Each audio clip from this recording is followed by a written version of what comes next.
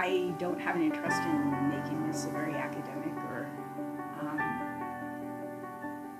even traditional talk this morning, because the topics that come up in it for me, of why I wanted to share about this koan this morning, feel just very pressing and relevant and current.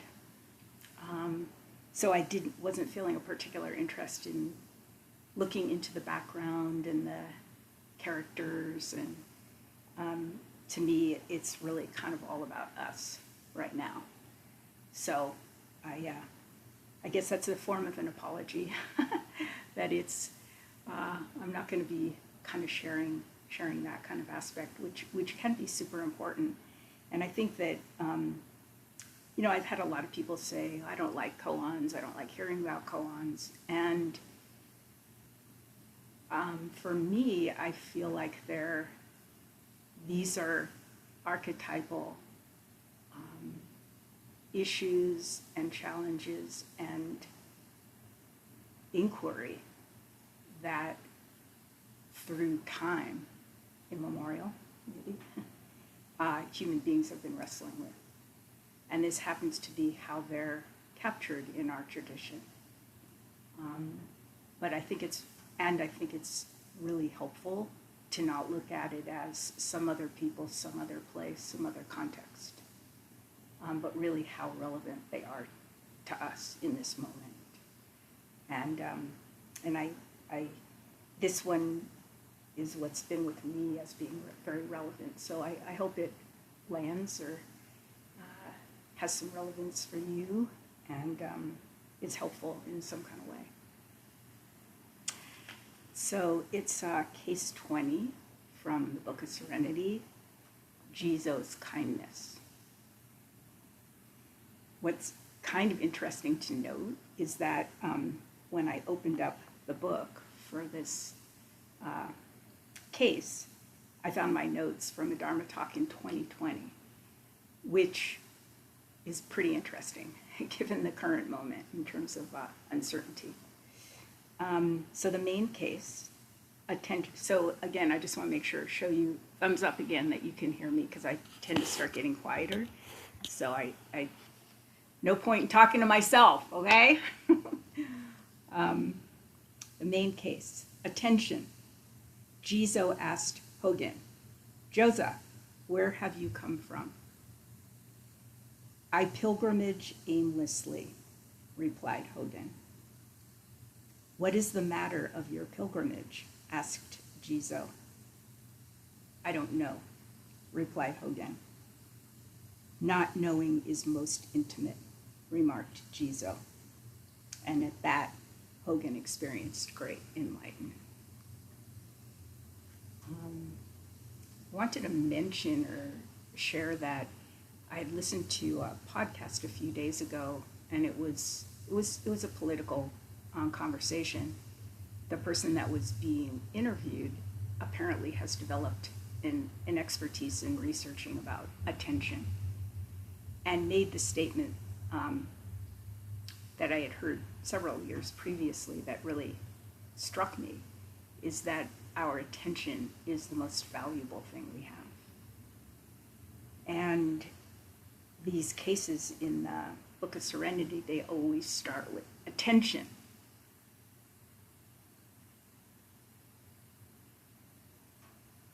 So what are we putting our attention on? And that's kind of what the whole case is about in a certain way. So why I was so drawn to this case through the week and through really the last, well, since the beginning of the year, but particularly in the last going on 2 weeks, is my personal vow for the year was to lean into not knowing. And I don't know what your experience has been in the last almost 2 weeks. I'm just citing Tuesday will be 2 weeks since the fire started in Los Angeles. My experience has been living in a town that's considered to be a high risk for a wildfire, where our power was shut off for several days to not have a down power line initiate a wildfire as it has other places. Housing folks that didn't have heat in their house. And then the reality of that the state fire insurance company may go bankrupt, and there may not be fire insurance for people who live in the kind of setting that I live in. So, and that's all. That's all within the reality of it's a beautiful day out. The town did not burn down. My house is standing. And the practice of being with not knowing. And we were talking earlier this morning, when I think about the houses along PCH 1 going up towards Malibu, which I guess is Pacific Palisades. I wasn't really clear what that defined that neighborhood. But when I think about, as a kid growing up in New Jersey and arriving on the West Coast when I was 12, and those houses on the way up to Malibu were like archetypically California to me. And to imagine that houses sitting next to the Pacific Ocean would burn in a wildfire seems completely unpredictable. And it really just, every moment could do this for us, but there are certain moments that seem to do it more than others. And this moment really brought up for me uncertainty and leaning into not knowing. And we talked about this a little bit earlier this week in our sitting group, that I cannot make water fall from the sky. I can't make it rain or snow. I can't somehow wrap my arms around these pine trees and have them not burn, or at least have them be able to drink water. And so all of this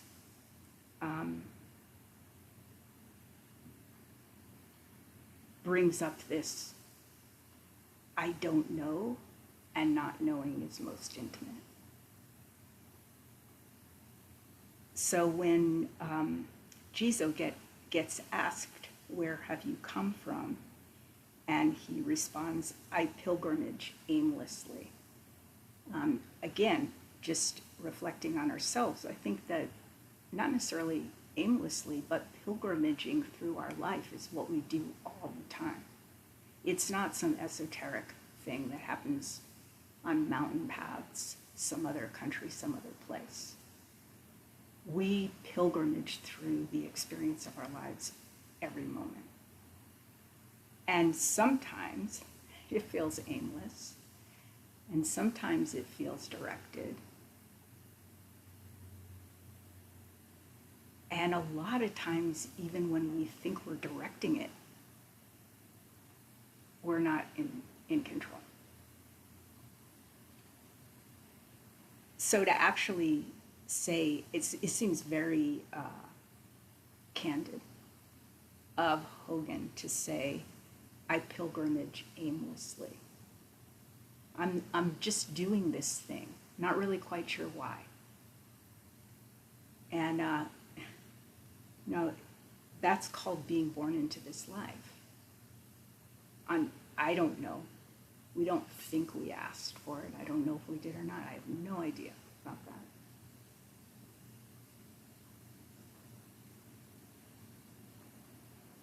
But we are moving through it all the time. And fundamentally, it is a pilgrimage. I remember looking up the definition of pilgrimage, and it was like going to holy sites and sacred sites. And that's exactly what our life is all the time. Is precious and sacred. And everything else is. Because, I was just kind of amazed that, I'm always amazed when we do the Gate of Sweet Nectar. Essentially, it's just being one. Being one.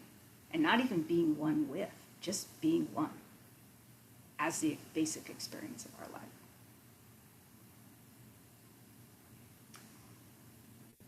And then the Jizo asks, what is the matter of your pilgrimage? And Hogan says, I don't know.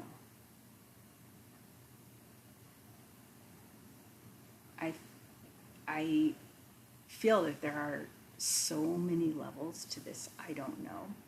I was thinking about, as a teenager, I don't know. What am I doing? Why am I doing what I'm doing? I don't know. And then there's the really, kind of existential aspect of, I don't know.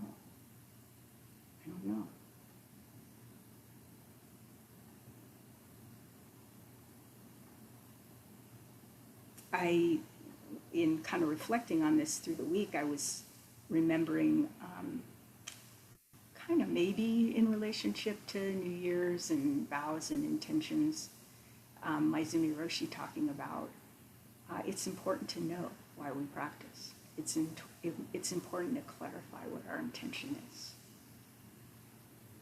And that is that seems like it's kind of a moving target. At times it's clear and at times it isn't. And the main thing is just steadily keep on going, whether it's clear or not. But there are times to raise up, and not in a goal way, but in a way of what is fundamentally most important to me? What is my inquiry about this life about? And it's kind of always the same thing, right? It's like, who am I? How am I connected to everything else? What is the purpose of it?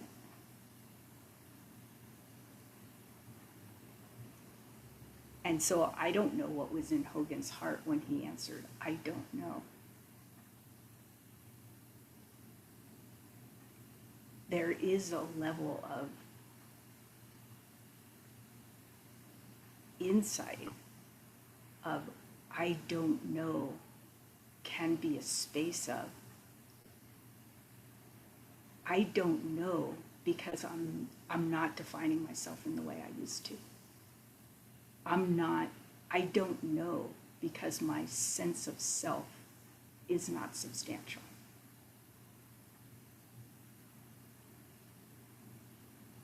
I don't know because I don't know who this is that's pilgrimaging in a way of surrender.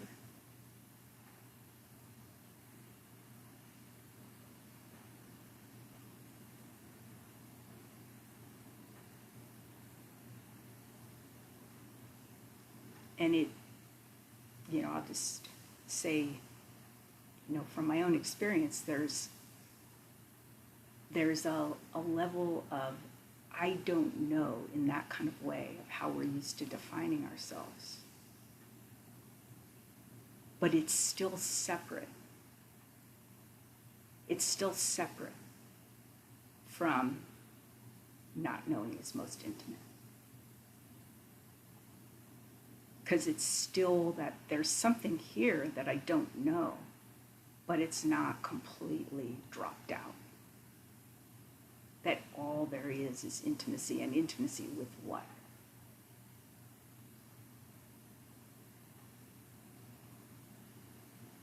Intimacy with the insubstantialness.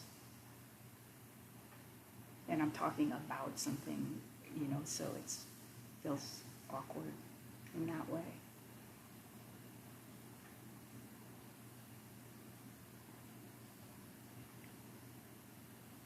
But this difference between I don't know and not knowing is most intimate. That's it. That's a leap or a fall or something. It's a shift. I had written down that John Tarrant said, not knowing is very close to lost, but not knowing is a state of non-duality, open, letting go. Lost has an element of resistance. So that seems like, I remember hearing this analogy about shikantaza sometime in the last year. And the person was saying that it was like sitting, like you've gone up in the plane that you're going to parachute out of, and you're sitting on the threshold of the plane, your legs are dangling over, you got the parachute on. And it's the moment before you jump.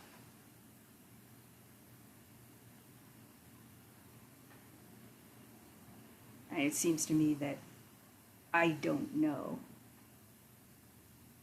and not knowing is most intimate, is over the edge. And that's a very dramatic kind of image. And of course, our experience is intimate. And waiting for the dramatic moment is delusion, is how we hurt ourselves, is how we feel like a failure, how I feel like a failure.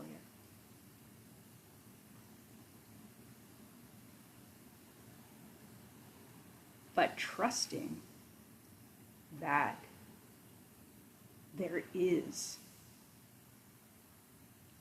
not knowing is most intimate, really deeply having faith in that.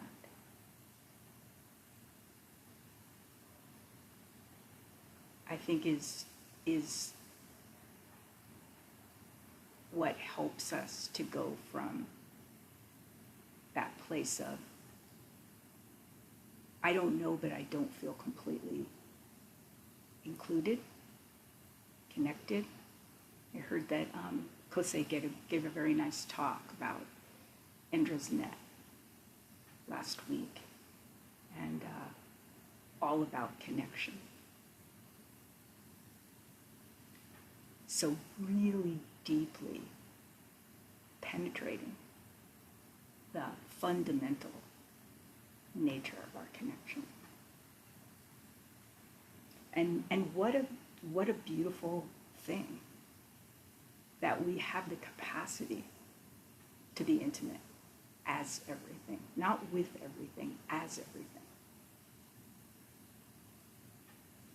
And in the midst of that, I personally don't think that I have the power to make it snow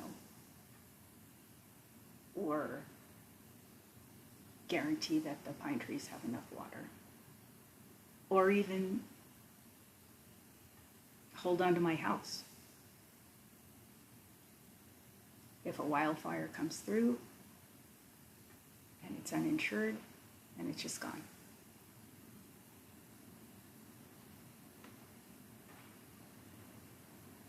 And how do I be with this moment, with this fundamental not knowing, with this fundamental so much out of our control, which is always the case.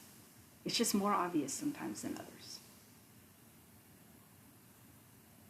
And at the same time, we have the three tenets. First one, not knowing.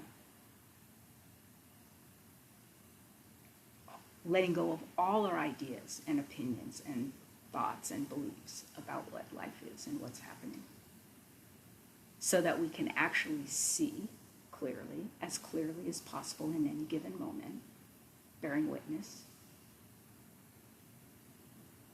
And then what's available in terms of engagement. Because it's not about not doing anything.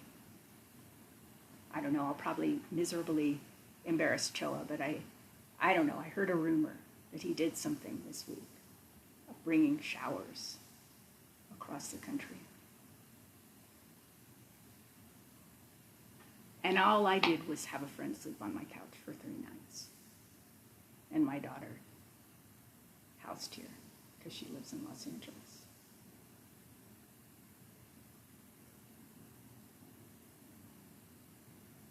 If we stay with not knowing and bearing witness, there will always be loving action too. And that's how we don't completely check out and be completely overwhelmed by everything we can't control and everything that is uncertain. And the bottom line is, I suspect, in myself, my resistance to that is the fear of being fundamentally in this place of insubstantiality. But it is my belief, and that's all it is my faith, it is my trust, that when I can really, really do that, then that's freedom. That's liberation. Because it's being with the truth as it is.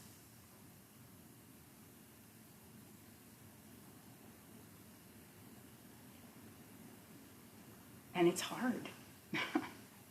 It's friggin' hard not to worry about that it's never going to rain again here.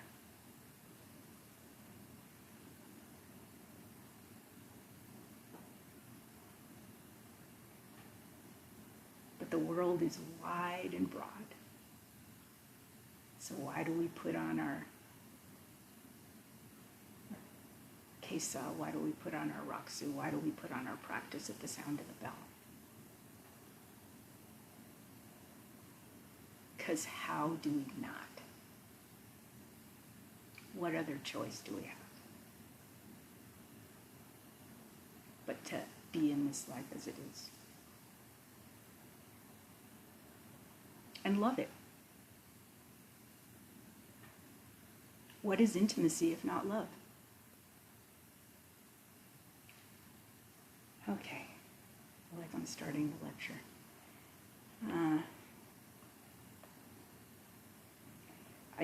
We did Fusatsu earlier this week, and I was really inspired by it, and renewing the Bodhisattva vows.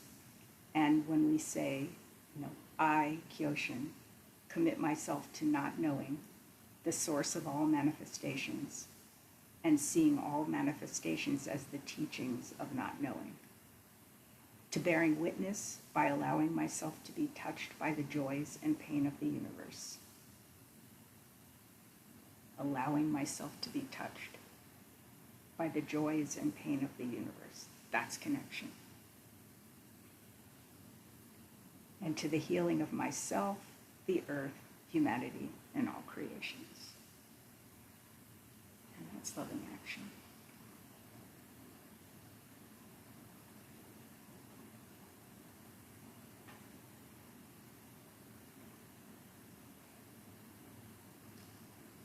So,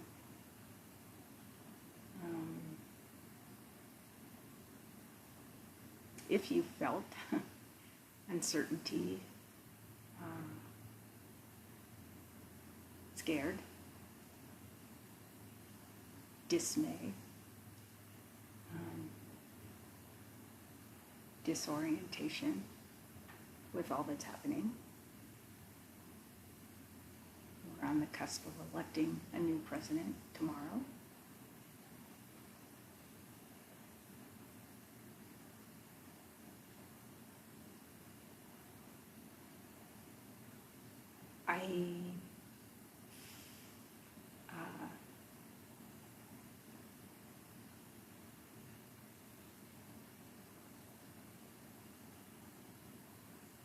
I think that our practice, and specifically our practice of Zazen, and then how that spreads out from there, is a refuge. And it's because, at least, ostensibly, and this is going to kind of use words that aren't, quite accurate, but it's a place to be with exactly as things are. And then go underneath that. Is that so? What's really here? And it's certainly the teachings, it's certainly the Dharma. That's what's here is intimacy and connection and undifferentiatedness, undivided mind. And that is all of our birthright and inheritance.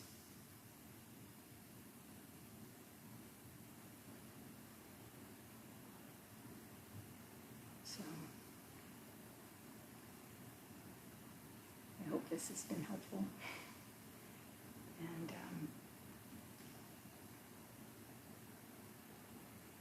I would say that I shared with somebody earlier this morning too that practicing together is so consoling to me. And I was sharing that when sitting by myself in the mornings at home, which is not every single day in a very formal way, when I sit with Sweetwater, there is just this feeling of seeing my people, and we're in it together, So I really encourage all of us to appreciate our practice, whatever your practice is, and not be afraid to deeply look into, what this life is, and